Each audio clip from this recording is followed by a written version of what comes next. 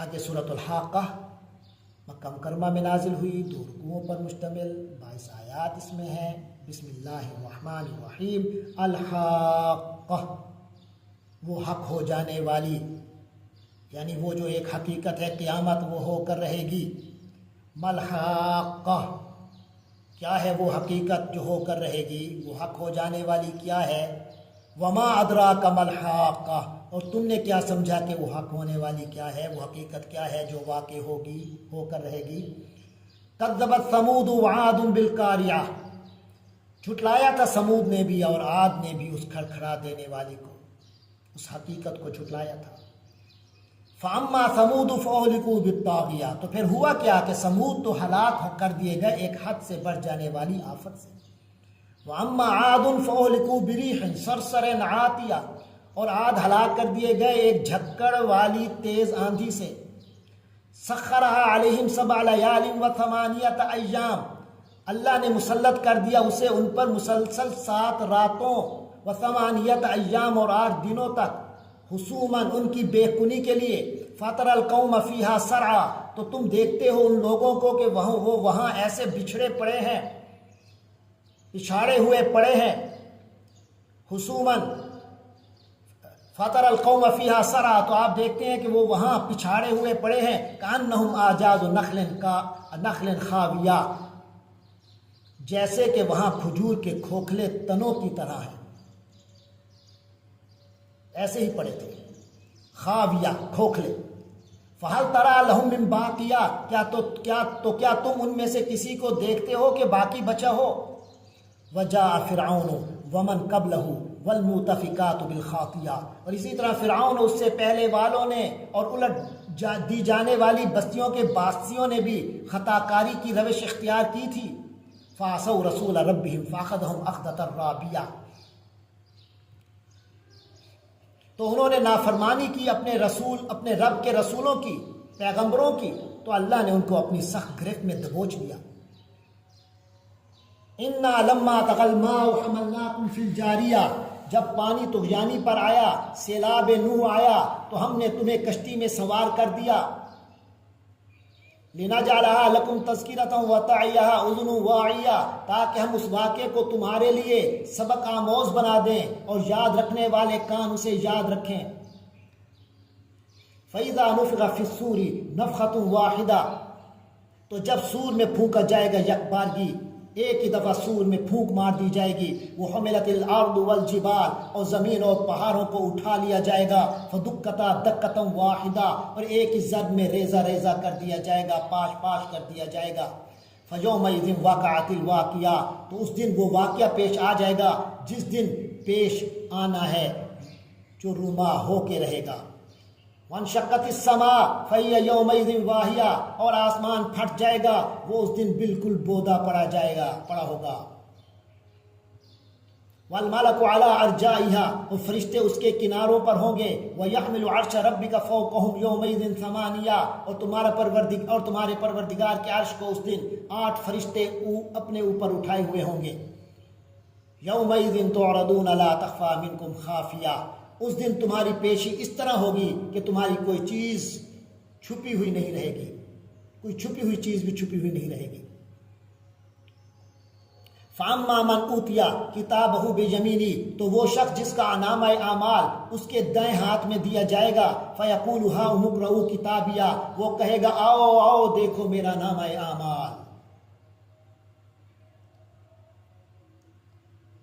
انی ظننت انی ملاق حسابیہ، میں پہلے ہی سمجھتا تھا کہ مجھے اپنے حساب کا سامنا کرنا ہوگا، یعنی میں تو اس کی تیاری میں لگا رہا، الحمدللہ آج کامیابی ہو گئی۔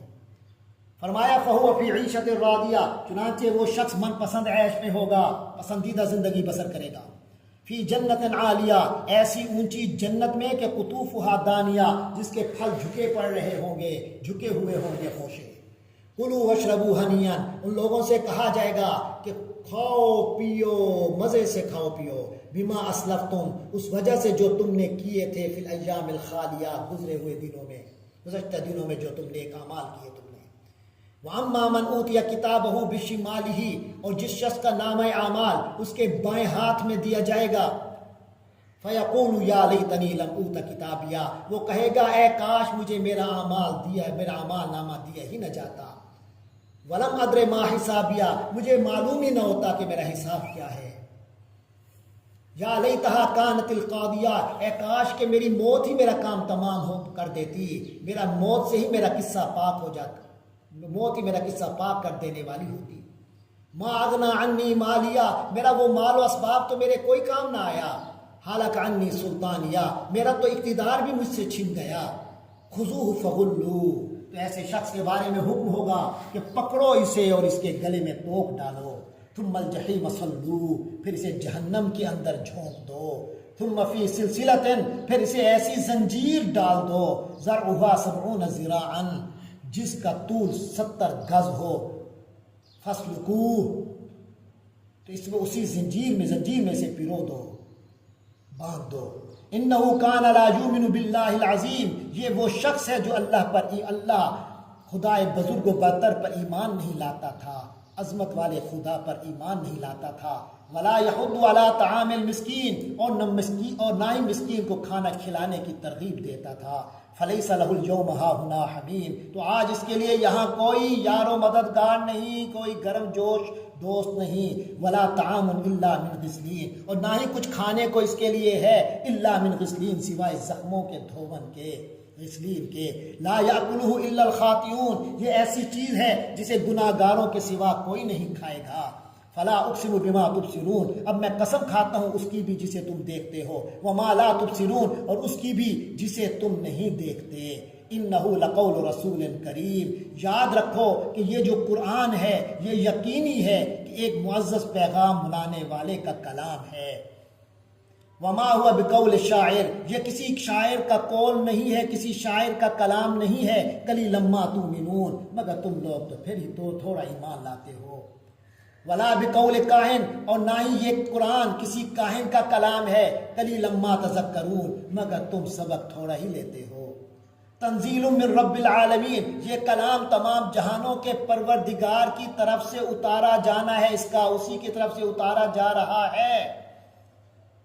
وَلَوْ تَقَوَّلَ عَلَيْنَا بَعْدَ الْأَقَاوِيلِ، اور اگر بالفرض یہ پیغمبر کچھ جھوٹی باتیں بنا کر ہماری طرف منسوب کر دیتے، کچھ گھڑ کر بعض باتیں ہماری طرف منسوب کر دیتے، لَأَخَذْنَا مِنْهُ بِالْيَمِينِ، تو ہم پکڑتے اس کو داہنے ہاتھ سے،